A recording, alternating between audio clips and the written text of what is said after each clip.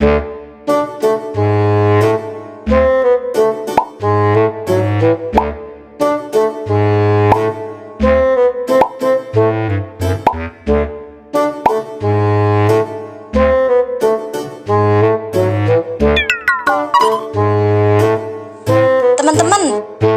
gimana sih? Katanya mau fokus belajar.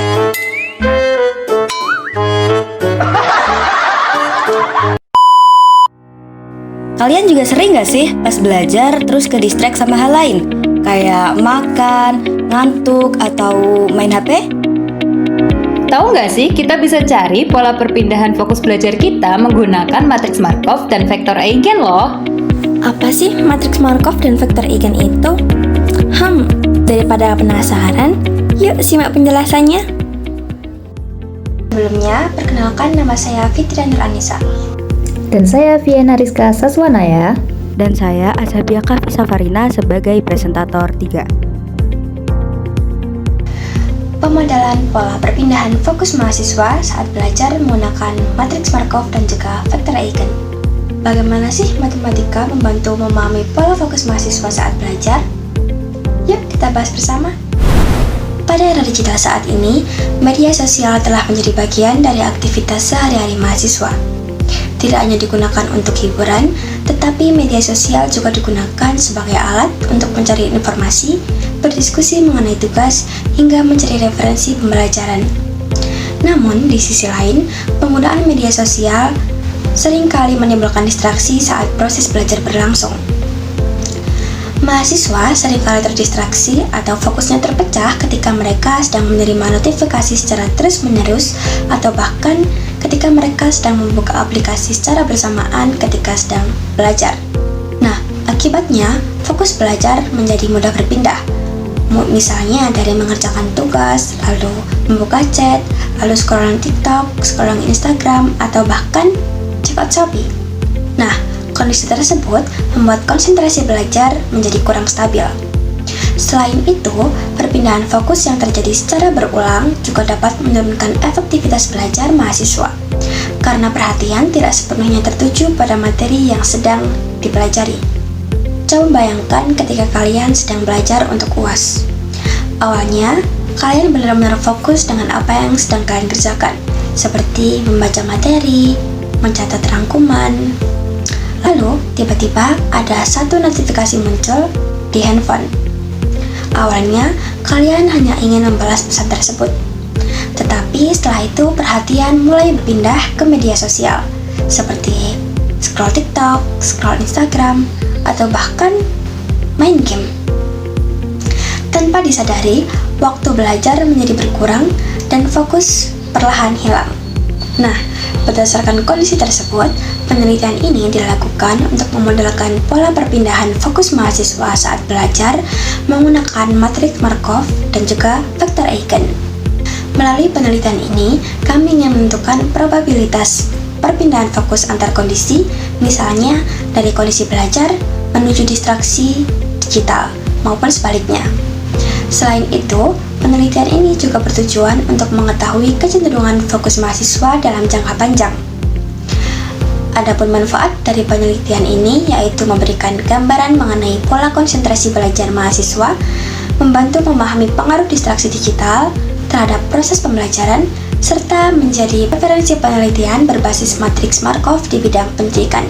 Perlu kalian ketahui bahwa ketika kita sedang belajar, terkadang hal-hal di sekitar menjadi menarik untuk dikerjakan. Betul bukan? Pada penelitian ini, terdapat beberapa teori yang digunakan sebagai dasar dalam menganalisis pola perpindahan fokus mahasiswa saat belajar. Teori pertama yaitu fokus belajar mahasiswa. Fokus belajar merupakan kondisi ketika seseorang memusatkan perhatian pada aktivitas akademik, seperti membaca materi, mengerjakan tugas, ataupun mempelajari suatu topik tertentu. Namun dalam praktiknya, fokus mahasiswa sering mengalami perpindahan akibat adanya distraksi, rasa lelah, kebutuhan istirahat, maupun aktivitas lain di luar belajar. Misalnya, ketika mahasiswa sedang belajar untuk ujian, kemudian muncul notifikasi pesan atau media sosial sehingga perhatian berpindah dari aktivitas belajar ke aktivitas digital lainnya. Kondisi tersebut menunjukkan bahwa fokus belajar bersifat dinamis dan dapat berubah dari waktu ke waktu. Untuk menggambarkan perpindahan fokus tersebut, penelitian ini menggunakan konsep rantai Markov. Rantai Markov merupakan proses stokastik yang digunakan untuk memodelkan perpindahan suatu sistem dari satu keadaan ke keadaan yang lain. Pada konsep ini, keadaan berikutnya hanya dipengaruhi oleh keadaan saat ini, bukan oleh seluruh keadaan sebelumnya. Nah, artinya, jika saat ini mahasiswa sedang berada pada kondisi membuka media sosial, maka kemungkinan kondisi berikutnya ditentukan oleh kondisi tersebut. Secara matematis, sifat Markov ditulis sebagai P yang dinyatakan sebagai probabilitas atau peluang xn plus 1 sama dengan J, yang dimana xn sama dengan I. xn merupakan keadaan saat ini, sedangkan xn plus 1 merupakan keadaan berikutnya. I merupakan state awal dan J merupakan state tujuan. Nah, peluang mahasiswa atau probabilitas bahwa keadaan pada langkah ke N plus 1 adalah J jika diketahui keadaan pada langkah ke N adalah I. Sederhananya, peluang suatu sistem berpindah dari keadaan I ke keadaan J, atau peluang mahasiswa berpindah dari kondisi fokus belajar ke kondisi yang lain, misalnya dari media sosial atau chatting. Dalam penelitian ini, state atau keadaan dapat berubah kondisi fokus belajar, membuka media sosial, chatting, bermain game, maupun aktivitas distraksi lainnya. Selanjutnya, penelitian ini juga menggunakan konsep vektor eigen dan juga nilai eigen. Vektor eigen merupakan vektor yang arahnya tetap setelah dikenai transformasi matriks, sedangkan nilai eigen merupakan konstanta pengalih dari vektor tersebut. Hubungan antara matriks nilai eigen dan vektor eigen dapat dituliskan sebagai A dikali V sama dengan lambda dikali V, yang dimana A merupakan matriks, V merupakan vektor eigen, dan juga lambda sebagai nilai eigen. Pada penelitian ini, konsep vektor eigen digunakan untuk membantu melihat kecenderungan pola perpindahan fokus mahasiswa dalam suatu sistem. Selain itu, dalam rantai Markov terdapat kondisi yang disebut steady state atau kondisi stabil. Kondisi ini terjadi ketika distribusi probabilitas tidak lagi berubah meskipun proses perpindahan dilakukan secara berulang kali. Secara matematis, kondisi steady state dinyatakan sebagai I dikali P sama dengan I. Melalui kondisi steady state tersebut, dapat diketahui kecenderungan kondisi fokus mahasiswa yang paling mungkin terjadi dalam jangka panjang. Dengan demikian, penelitian ini tidak hanya melihat perpindahan fokus sesaat, tetapi juga menganalisis pada fokus mahasiswa secara berkelanjutan melalui pendekatan matematis. Kemudian saya akan meneruskan membahas tentang metode penelitian. Penelitian ini menggunakan penelitian kuantitatif dengan pendekatan deskriptif menggunakan rantai Markov, di mana pendekatan kuantitatif itu digunakan karena data penelitian berupa hasil kuesioner yang diubah ke dalam bentuk numerik untuk dianalisis secara matematis. Metode rantai Markov digunakan untuk memodelkan pola perpindahan fokus mahasiswa saat belajar berdasarkan probabilitas transisi antar keadaan. Kemudian, waktu penelitian dilaksanakan pada tanggal 22 sampai 23 Mei 2026. Untuk subjek penelitian, terdapat 30 mahasiswa yang berasal dari berbagai universitas dan program studi. Untuk teknik pengumpulan data yang digunakan dalam penelitian ini disebar melalui kuesioner daring. Kuesioner penelitian terdiri atas dua bagian utama, yaitu identitas responden dan juga skenario perpindahan fokus mahasiswa saat belajar. Skenario perpindahan fokus mahasiswa yang dimaksud adalah 1. Aktivitas yang dilakukan ketika mulai merasa bosan saat belajar atau mengerjakan tugas. 2. Aktivitas yang dilakukan ketika mulai merasa jenuh terhadap aktivitas sebelumnya. Yang ketiga, aktivitas berikutnya setelah melakukan aktivitas sebelumnya. Keempat, aktivitas yang dilakukan ketika terdistraksi karena melamun saat belajar. Dan yang terakhir, nomor 5, aktivitas yang dilakukan ketika sudah merasa lelah dan mengakhiri aktivitas belajar. Kemudian jawaban ini dikelola menjadi beberapa state base, yaitu B untuk belajar atau nugas, H untuk hiburan, M untuk makan atau ngemil, I untuk istirahat atau tidur, dan A untuk aktivitas lain. Kelima state tersebut digunakan untuk menggambarkan pola perpindahan fokus mahasiswa selama belajar. Selanjutnya adalah teknik analisis data yang dilakukan dengan beberapa langkah-langkah seperti berikut. Satu, yaitu pengkodean data yang telah kita lakukan tadi. Kemudian penyusunan frekuensi transisi, yaitu data perpindahan aktivitas responden yang direkap untuk memperoleh jumlah perpindahan dari satu state menuju state lainnya. Kemudian pembentukan matriks probabilitas transisi secara umum dinyatakan sebagai probabilitas perpindahan state I ke state J sama dengan jumlah perpindahan dari state I menuju state J dibagi dengan sigma NIJ atau jumlah perpindahan dari state I menuju ke state J. Kemudian penentuan distribusi probabilitas jangka panjang. Distribusi ini diperoleh melalui vektor eigen yang bersesuaian dengan nilai eigen, yaitu lambda sama dengan 1. Vektor probabilitas stabil diperoleh dari persamaan Pi P sama dengan Pi dengan syarat sigma Pi sama dengan 1. Hasil perhitungan ini kemudian digunakan untuk mengetahui kecenderungan fokus mahasiswa dalam jangka panjang. Lanjut ke hasil penelitian. Setiap jawaban responden kemudian dikategorikan dalam 5 state, yaitu belajar, mengerjakan tugas, hiburan, makan atau ngemil, istirahat atau tidur, serta aktivitas lain. Hasil responden masing-masing dianalisis untuk mengetahui pola perpindahan fokus mahasiswa selama proses belajar. Berdasarkan hasil kuesioner, diperoleh pola perpindahan fokus mahasiswa dari state belajar menuju aktivitas lain sebagaimana ditunjukkan pada tabel berikut ini. Bisa dibaca misalnya dari B ke B.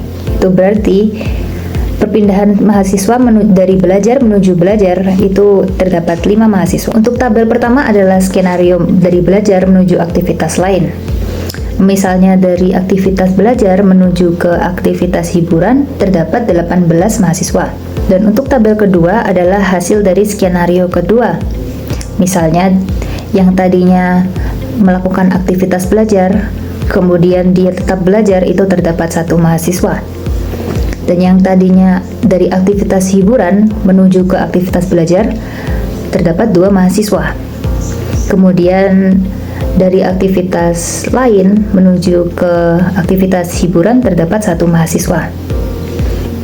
Setelah kita mendapatkan hasil sampai skenario kelima, kita dapat menjumlahkan semua aktivitas seperti yang ada pada tabel 6.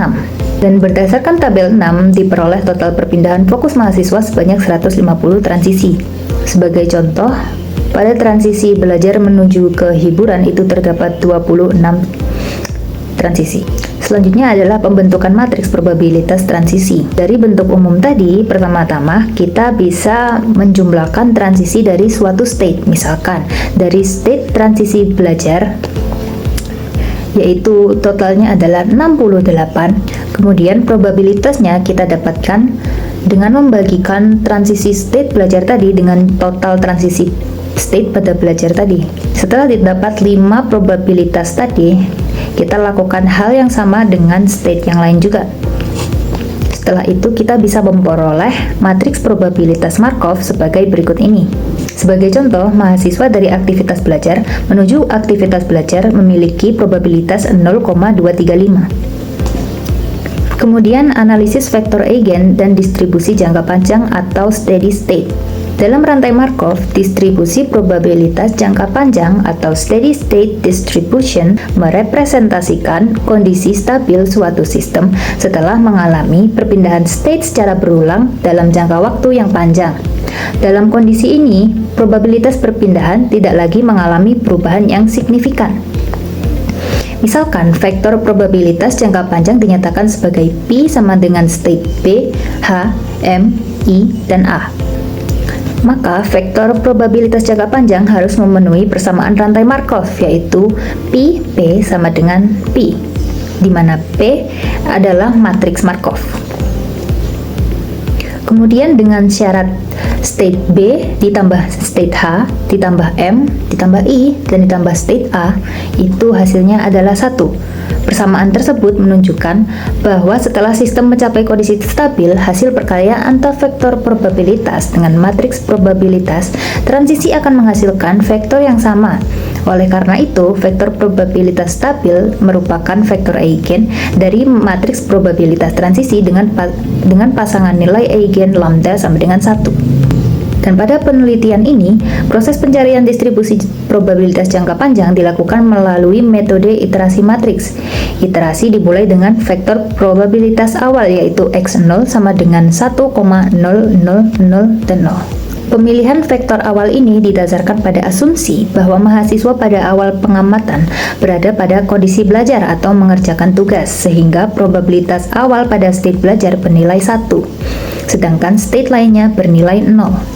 Kemudian dilakukan perkalian antara matriks probabilitas awal dengan matriks probabilitas Markov, yang jika dikalikan dengan berulang kali, maka kita akan menemukan sebuah hasil di mana matriks tersebut tidak berubah secara signifikan setelah dikalikan dengan matriks probabilitas awal tadi, sehingga diperoleh hasil distribusi probabilitas jangka panjang sebagai berikut.